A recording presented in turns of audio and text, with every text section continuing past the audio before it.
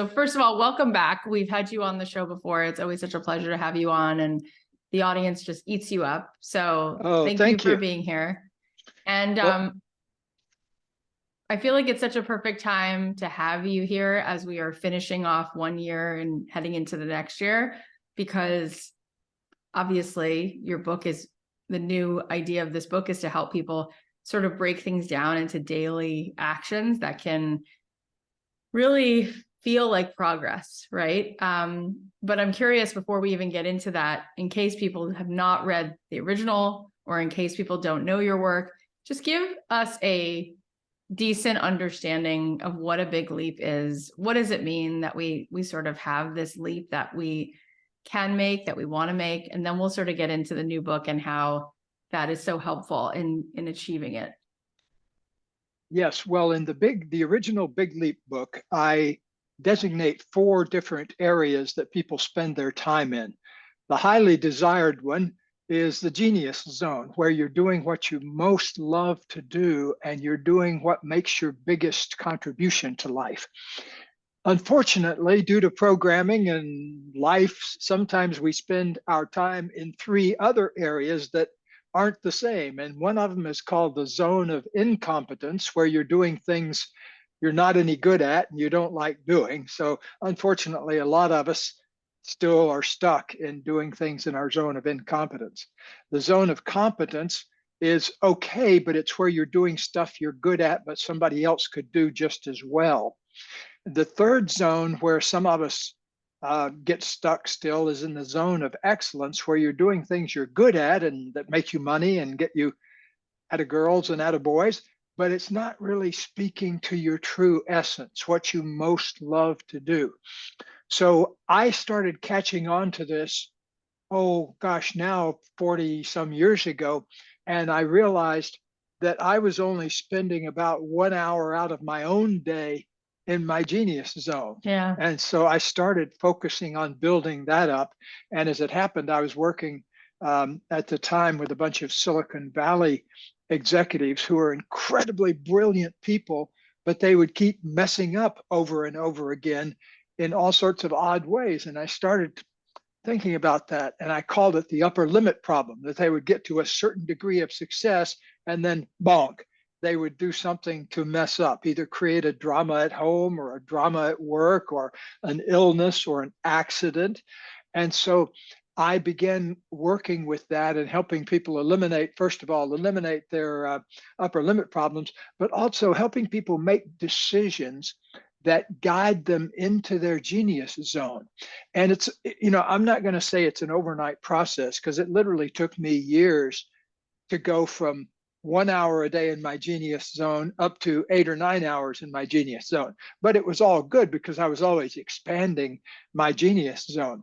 And so that's what the new book is all about. It's all about taking 365 little leaps every day that will build on each other.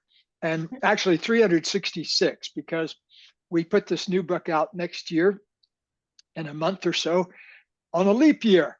And so it's called Your Big Leap Year. And so we want to give people something they can do every single day to move their lives a little bit more into the genius zone. Yeah, those are all such really beautiful things to unpack a little bit more and dive into. One of the things I'm curious about, and I know that you go over this in the original, the first book, which is The Big Leap, is this upper limit.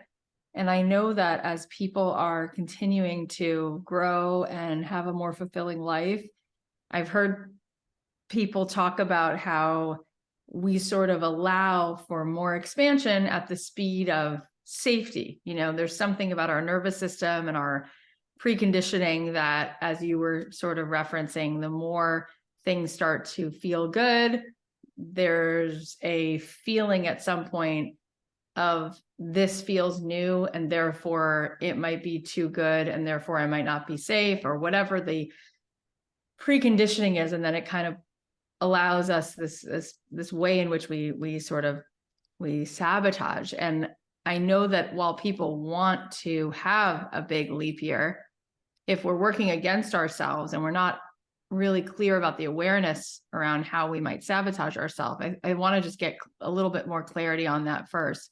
How can we understand that so that we can push through what would normally be an upper limit and allow for more well-being and more of our desired outcome? Well, that's the great question that I began asking myself because, well, I think I told a story in The Big Leap, but I'll tell it a brief version of it again. How I first saw this in myself.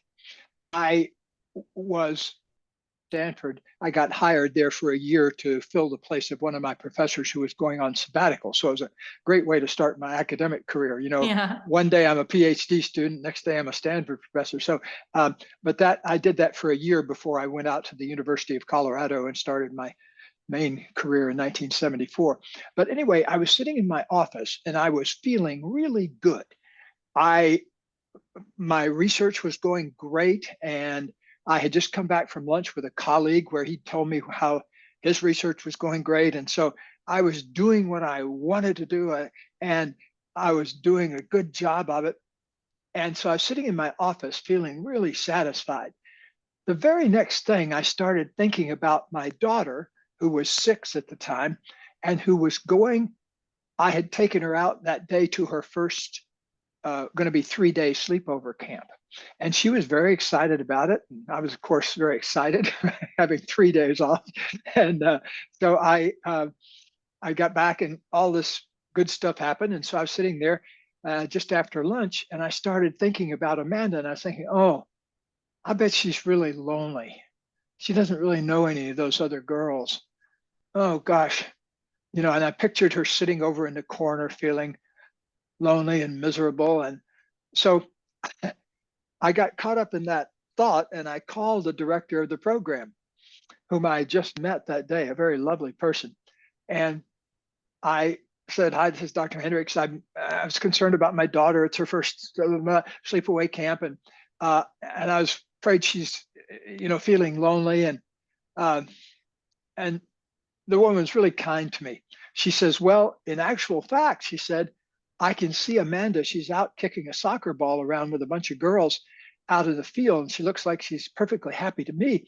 But if I may say so, Dr. Hendricks, you're the third parent that's called me this morning with similar kinds of concerns. And she said, consider the possibility that you might be the one that's feeling lonely without her, And suddenly I figured, why did I put all this work into getting a Stanford PhD in psychology for the last 3 years? But the old surgeon heal thyself. Just because you're a psychologist doesn't mean you've mastered all your own quirks. But anyway, so I was sitting in my office afterwards. Why did I suddenly go from feeling good to picturing my daughter suffering? And I realized, oh my goodness, I have an allergy of sorts to feeling good. I can only tolerate so much of it before I visualize something terrible happening. Exactly. And it was just a revelation to me. And so I began looking at that in all areas of my life, because what we're really talking about is FEAR, fear, false evidence appearing real. So I suddenly, because of my own allergy to feeling good all the time, I dialed up a painful thought that I knew would kill off my good feeling. Because all you got to do to somebody feeling good, if they're a parent, is say something even potentially negative about one of their children, and you immediately go, clonk. So that was my first clue. And so, like I said, I was working with all these brilliant Silicon Valley people that were inventing the future, basically, because Apple was just getting started, Intel was there, all these things that became world famous were just starting back in the 1970s. And so I realized it's not about your IQ, it's not about how smart you are, it's about fear. It's about the fears that each of us kind of stores up as we're growing up. And then those later become the fears that are between us and reaching our full potential.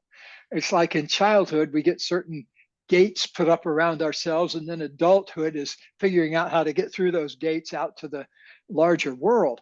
And so I eventually identified just a small handful of fears that were underneath the upper limit problem.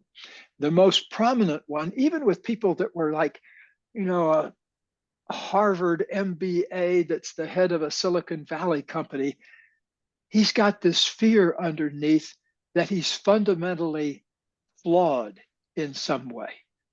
And I kept running across that one, and even the most successful people, where they'd all come through as a kid thinking they were the wrong color or the wrong size or the wrong gender, and had internalized that feeling of being fundamentally flawed in some way. And so I began to help people identify these fears that were underneath their upper limit problem. And that eventually led to writing The Big Leap. Well, I remember so clearly not only how I felt reading The Big Leap for the first time, but I remember that story in detail. And I remember that she was playing soccer when you called. I mean, that's how much that, like, I could feel it because I could relate to that feeling. So when somebody experiences that feeling, what do we do if we're about to sabotage ourselves, or we're not able to feel courageous enough to keep allowing the good to flow? What do we do so that we can have a tool to sustain it? Yes, well, it's what around here we call Hendricks aerobics. It's a one aerobics move. It goes like this: ha, ha, In other words, you see something out there in the world. Oh, I'm doing it again. Go, what am I afraid of? And go to the source of that fear. So that's your first move, is to stop thinking it has to do with the world and put your attention on what is my fear that's keeping me from showing up in the world. But that's a tough one because a lot of us aren't used to making that move.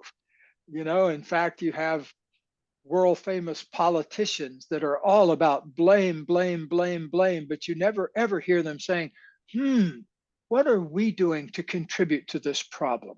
And how can we, it's all about the other people are causing the problem and we can solve it, which everybody just knows is BS. And but we all kind of go along with the fantasy. Sure.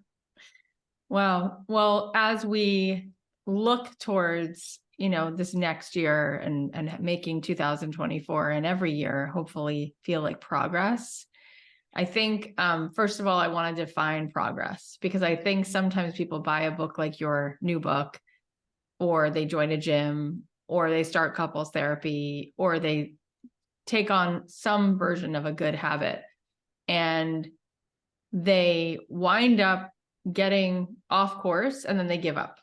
So before we even, begin, since there's like a 365-day sort of record of prompts and ways that we can sort of find our way to new habits and things, what can we talk about in terms of how to set ourselves up for success and what really is progress? And how can we lean into something that we might not be already so great at, like making a big leap and sustaining it, or whatever it might be? How can we lean into this project and set ourselves up not to wind up, getting off course by day 13? Yes. Well, there's one big word that you'll get familiar with in The Big Leap and in the new book, Your Big Leap Year, and that is the subject of commitment. So commitment gets you into the game. Commitment is it's your entry ticket to breaking up an old habit or creating a new habit. Somewhere along the line, you've got to make a heartfelt commitment to it.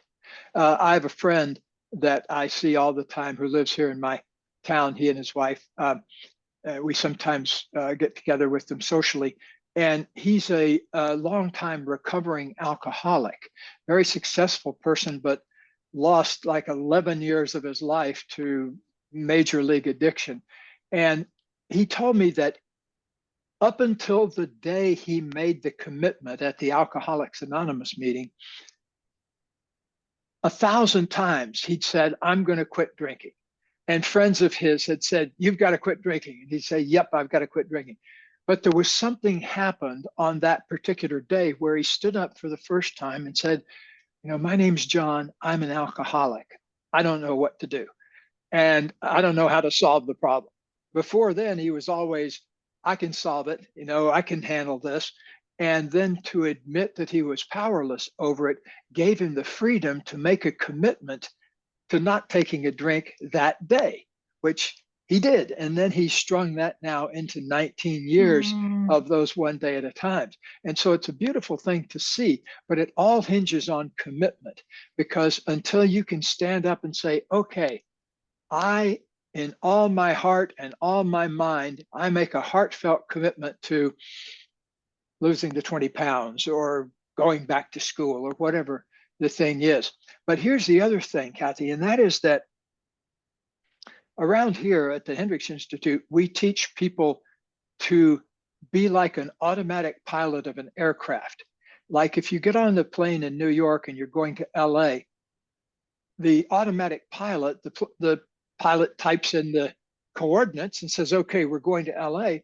But once the plane gets up in the air and the automatic pilot is turned on, it doesn't go in a straight line to LA. That would be impossible. What it does is good at detecting drift. And so it says, "Oh, we're drifting a hair to the right. Let's correct to the left. Now we're drifting a little to the left. And it does this hundreds of times a minute. wow, I never knew that. Yeah. And it's always making corrections. Now, that's a superb image to carry, because you're always going to be drifting off and breaking a habit, I or love that. and now just get back onto the drift. Around here we say, "Catch the drift and make the shift." So you notice, "Oh shoot, I just realized I broke my no sugar commitment by having a lifesaver, which may have had 10 calories." But then you say, "Okay, since I've broken my I'll go ahead and order the triple banana split." Exactly. But it's much easier to think of yourself as a recommitment machine. You want to get into the game with a commitment, but what's going to get you there is recommitment, recommitment, recommitment. Like I suffered from childhood obesity. I had the problem with my pituitary and thyroid glands that Hmm. didn't even get figured out until I was later on in life. So there was no cure to it, although I was taken around to a bunch of different medical people. And one year I was put on diet pills. So I was a kid in the ninth grade. It was, Ugh, but I made straight A's that year because I couldn't sleep at night. So ugh. sure, I'll study till 3 o'clock in the morning. It was the only year of my high school that I made straight A's.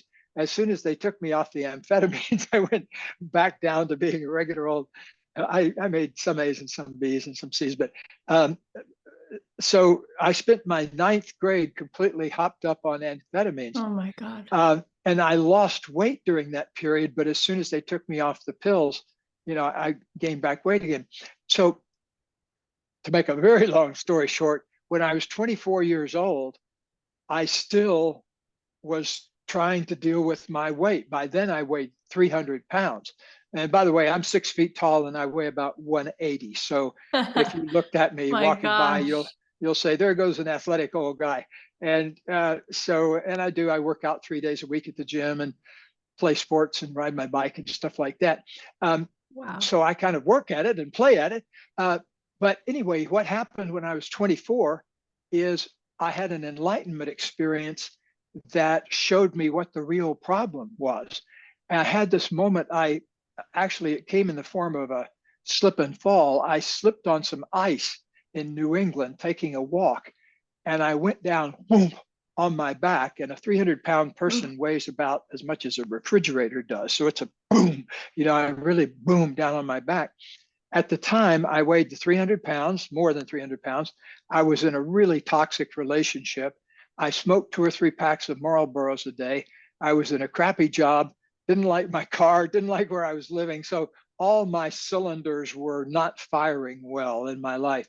And so I had this slip, and it didn't knock me out unconscious, but it knocked me out of my I call it, I had an out of Hendricks experience. It knocked me out of my usual way of seeing myself. Mhm. And I could see all these emotions inside that I'd never opened up to and talked about in any way. But the thing was, down at the bottom of everything in myself, I saw what I came to call pure consciousness, which is this gift we all have of the pure consciousness of just pure being. And yet we cover it over with all of these different layers of programming.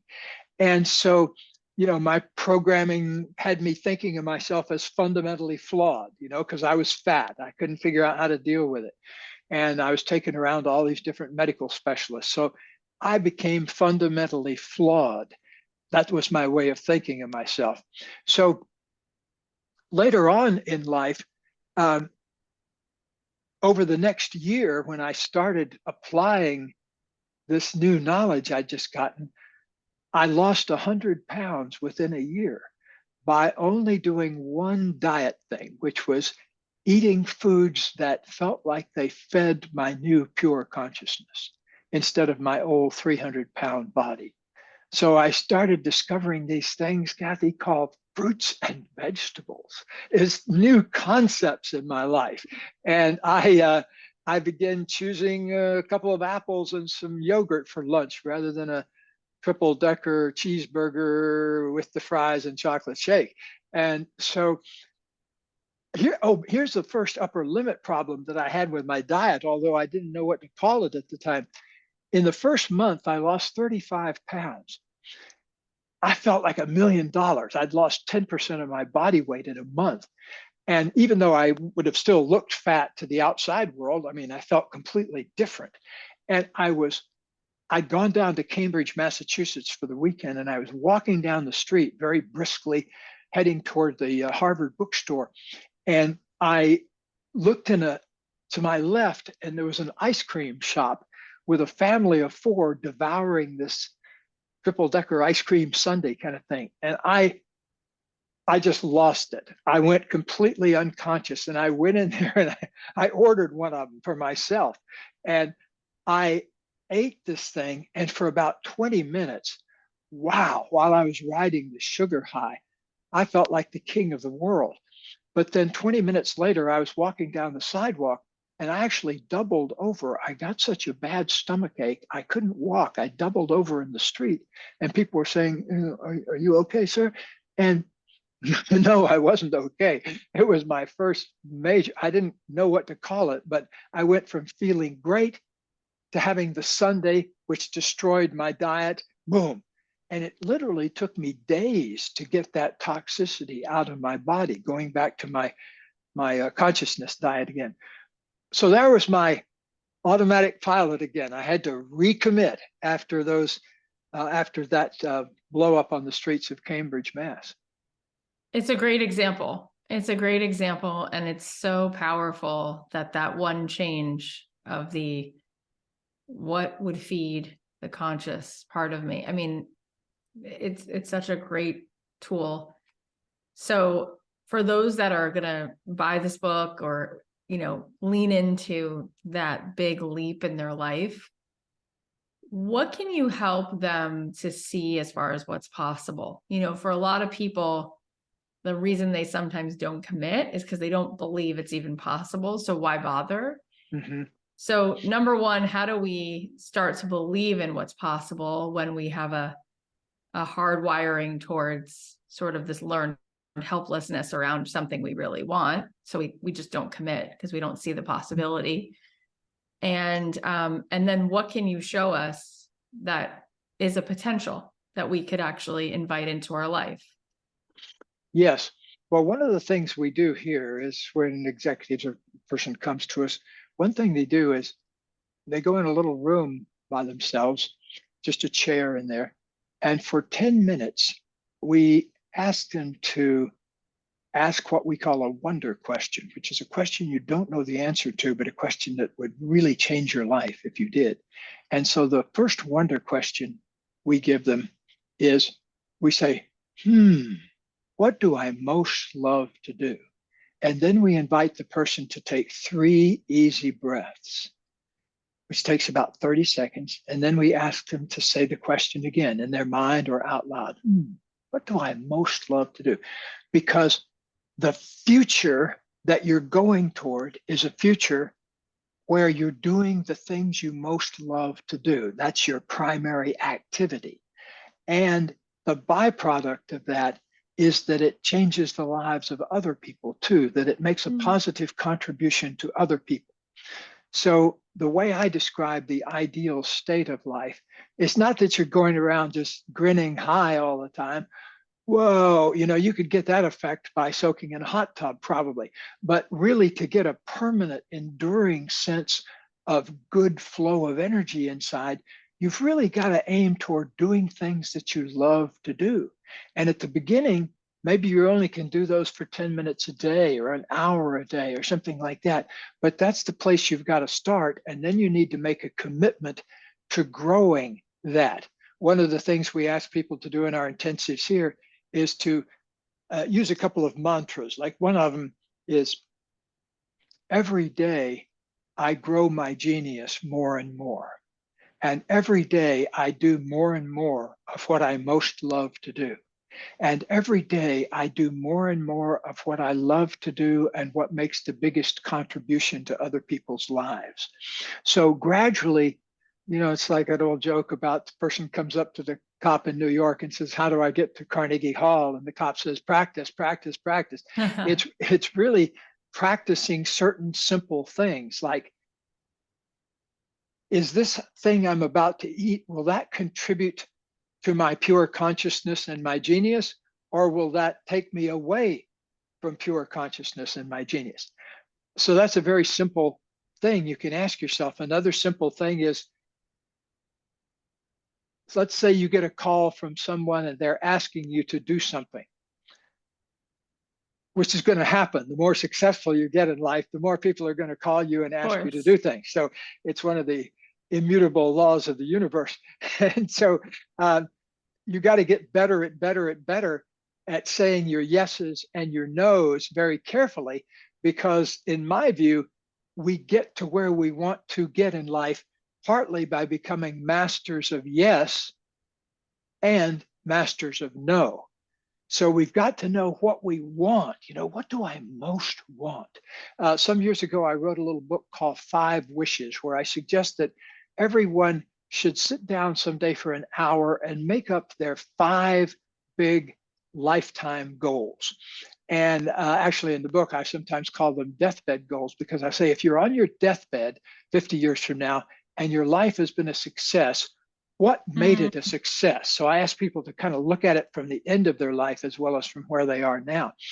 So for me, for example, when I really did that, I was in my early 30s and I realized, number one for me, I wanted to create a relationship with a woman with whom I could grow and change over the years, where we could live our lives together and grow together. I had not had that. I'd had a bunch of relationships since I was a teenager, and they usually lasted from, say, 6 months to maybe 2 years or something like that.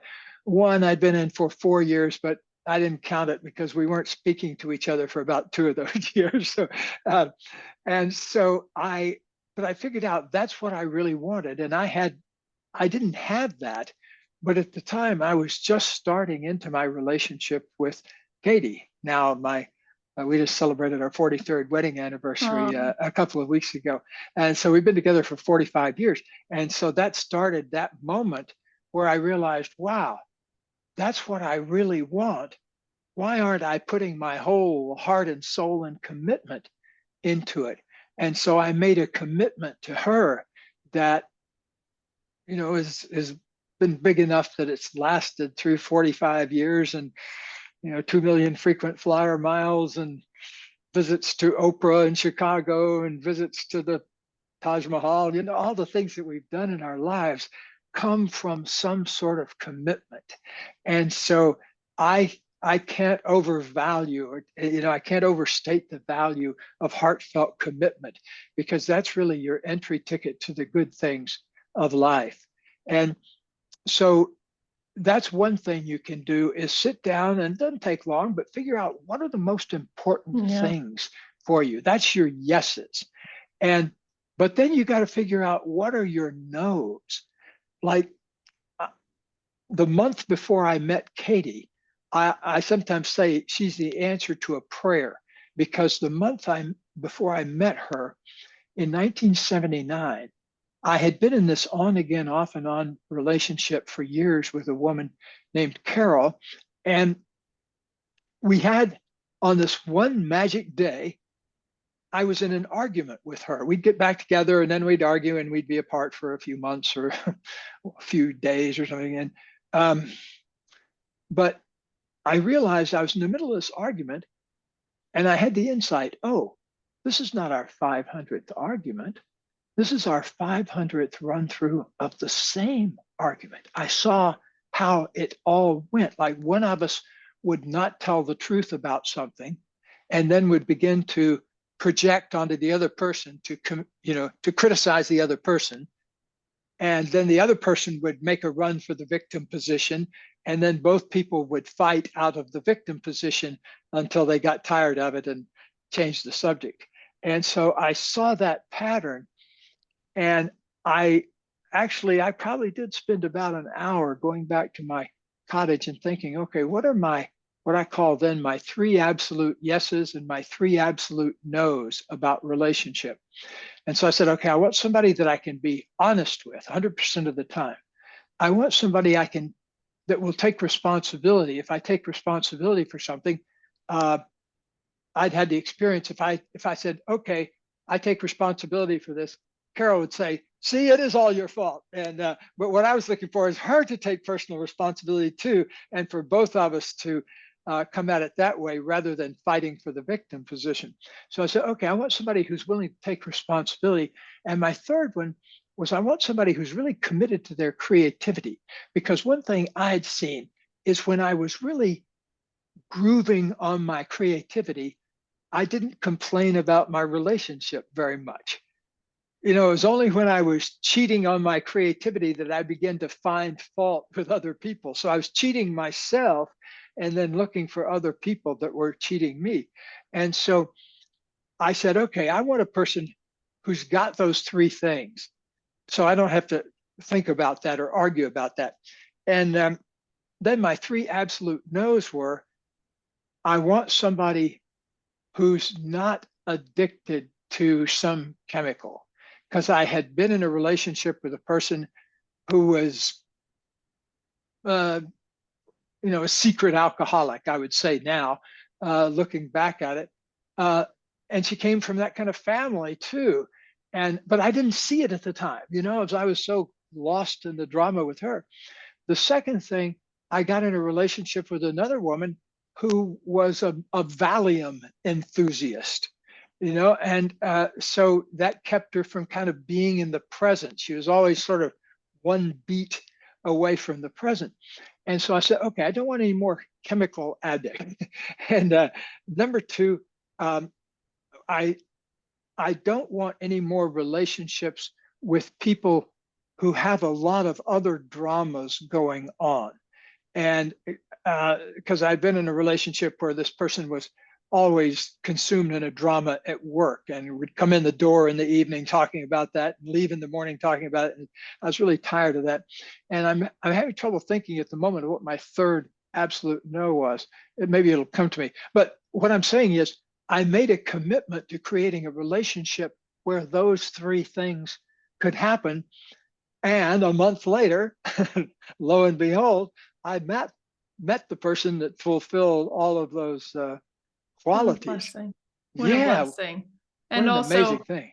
and really what an amazing thing it is to have the audacity to become really present and to really take a good look at your life. It's such it is the right reward for that kind of action, because most people are so unconscious, and it requires really beautiful awareness to have done the work you did to see that.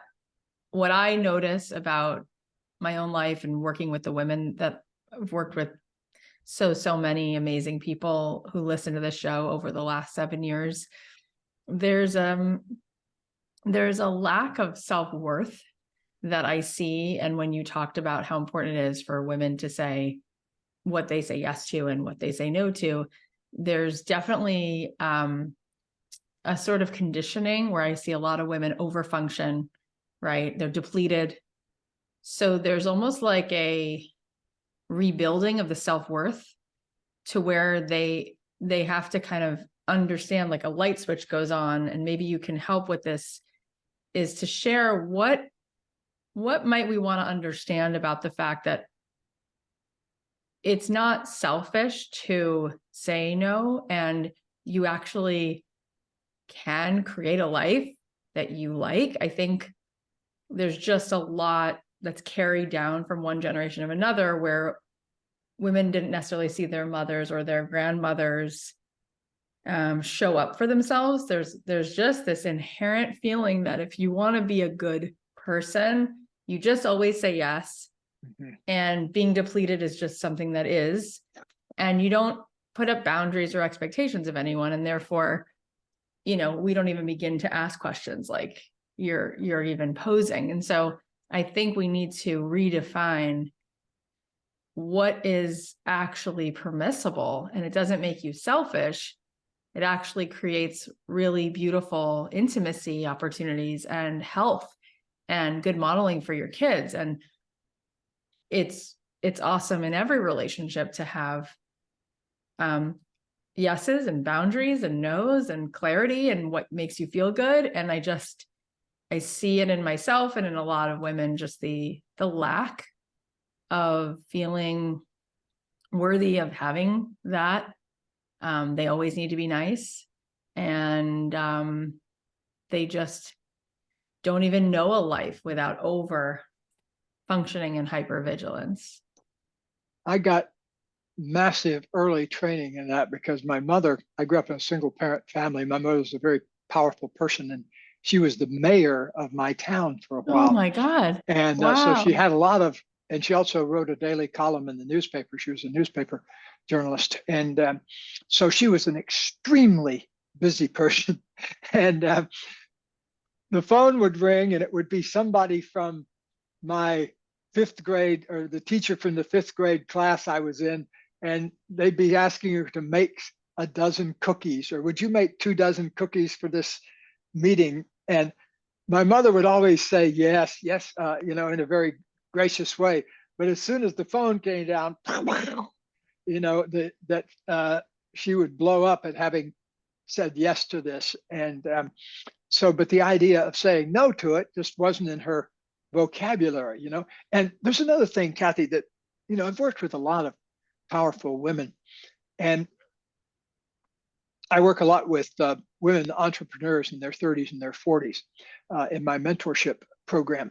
And one of the things that often women have to face that a lot of men don't have to face is in their programming, a lot of women are programmed to hang back and let the light go to somebody else, to be facilitators of Right. other people experiencing the light, but not willing to stand up in the light themselves. Right. In the Big Leap, I call it the fear of outshining. And a lot of times you get it growing up. Let's say you've got a family, particularly if there's a golden boy or a golden girl, right.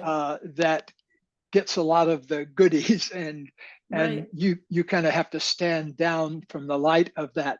Well, that's difficult programming, but at some point I've watched a lot of people step right out of that and understand that they have that fear of outshining, but go ahead and breathe through it, acknowledge it, and go ahead and do what you want to do anyway.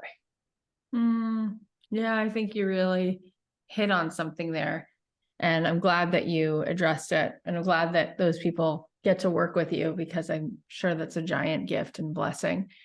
So as we're wrapping up, I'm just thinking of a couple other things that I'd want to ask you. And one of those things that comes to mind is, I think that there's a question for people around what gives us more of the edge? What gives us more of the leap? Is it taking action or the inner work, right? Is it mantras, mindfulness, and meditation? Or is it getting an MBA and knowing what strategies to take and getting on the phone and making podcast episodes and writing books and whatever it is? What I love about this new book is it's giving you something to do each day, but a lot of it is something to be, right? It's Yeah. sort of a mixture. And I'm curious what you think about the path to our potential and what's the balance between who we need to be and what we need to do. That's a beautiful question. The way I look at it is to look at what nature has given us with our breathing. There's an in breath, and then there's an out breath. And if you think about that as a metaphor for your creativity, that you have to have a balance between receptivity, what you take in, the in breath, and the out breath, what you put out into the world.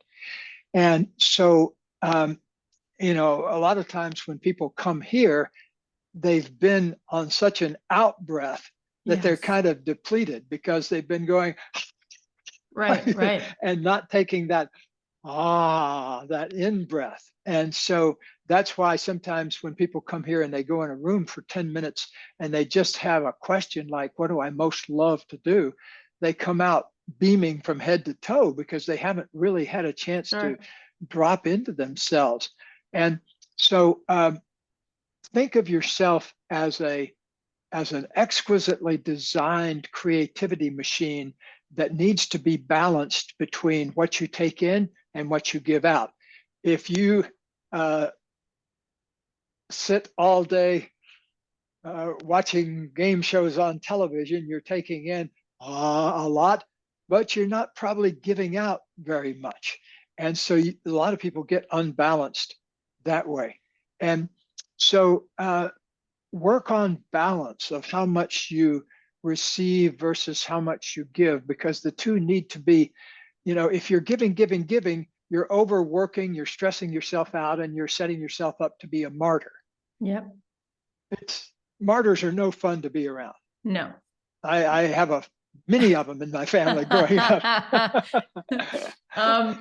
One of the last things I'm thinking to ask you is, you said earlier this beautiful question, and you referred to it just before, which is this, you know, what do you really want to do question? And you talked about your zone of genius as you sort of have gone through your life, really expanding how much time you spend doing what you want to be doing, really living your life, where most of your time you're spending in that flow state, really in that place of being really alive and awake to what really makes you feel like you're playing in your zone of genius. And I think for some people that's radical. Like they feel like, if you knew my life, my circumstances, my obligations, it must be nice for you. But real life is, I have to do this job, take care of this thing, da da da da da. And I'm curious if you can paint a picture or shed some light on the fact that that might actually be possible, but we may be tolerating a whole paradigm and life that we're saying yes to, when we don't realize there's a whole other place that we can be living. And I think that it would just be remarkable if people could spend even 1 hour. When you said I was only spending 1 hour a day in my zone of genius, I'm like, most people I know don't spend an hour a day in their zone of genius. They maybe do that once every 3 years on a vacation, because by accident this thing happened and they did this thing that they loved, or they had this great conversation. Right. So because I want people to buy this book, I kind of want you to crack that open a little bit so that they can even leave this conversation understanding that this is a potential in reality. Yes. Well, that's actually one of the main reasons I wrote the new book, is because of, you know, I would get letters from people and say, give me something I can do in 20 minutes. And another person would write in, give me something I can do in 10 minutes. And then another person would write, give me something I can do in a minute. And so, the new book is all about what you can do in a minute or so to enhance your genius.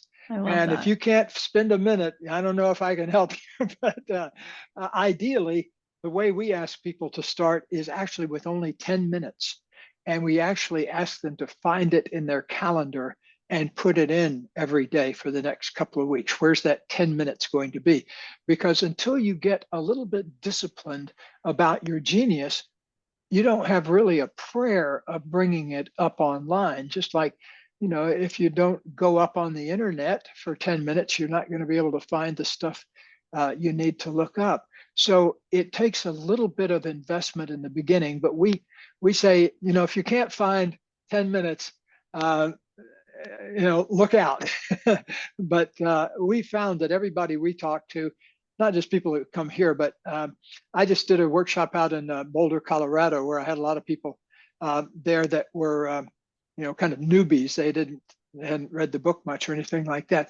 But even if you're got a lot of pressure on your life, take that 10 minutes. Like I had a guy in my mentorship program that wanted to write a book, but he only could find 20 minutes a day in his schedule. He's a big, busy Wall Street guy and everything. And so he made a commitment to writing his book. And he wrote for 20 minutes every morning, just what he had time for. And by the end of the year, he'd written a 240-page book. Wow. It was amazing, in 20 minutes a day. That's amazing. So, yeah, if you can get 20 minutes, great. I know you can write a book, but if you can only get 10 minutes, do something else creative in that time.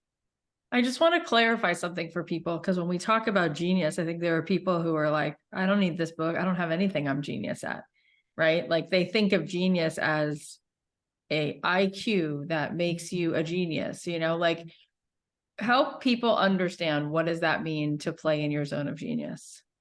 Yes, genius has nothing to do with IQ. Genius has to do with bringing forth creative solutions. Even like, one of my old mentors, Abraham Maslow, said, it doesn't matter if you're making a genius soup or writing a genius symphony. You're doing the same thing. You're making something that you love to do, that you're uniquely suited to do, that makes a contribution to other people. And so your genius is often hidden in the stuff you're already doing. And in fact, that's one of the big questions I ask people is, look through your workday or whatever you do and find that sweet spot where you're doing things and what you're in the groove, and what is it that you're doing when you're in that groove. Are you working with people, or are you designing a piece of technology, or what? Because everybody's got little bit different unique abilities, and thank goodness, because that's what it takes to create our world. I love that. Tell us when this book is coming out, and tell us where we can get it. Yes. Well, hopefully everywhere. You'll get it everywhere, on all the good bookstores and Amazon and Barnes and Noble and all the good places, Books A Million. And it'll be out in February. And it's not a book that you have to start on January 1st. It's you start wherever you are during the year. It starts with day 1, and then you go through day 366. Why 366? Because it's a leap year next year. It's perfect. Yeah. It's perfect. Thank you so much for the work you do, and for loving life and loving people so much, because these are such beautiful insights, and it's such an incredible path to take with you sort of in our pocket, because I think that we can be happier than we are, and those are things that are possible, and you've helped chart a course to that. So thank you for doing that.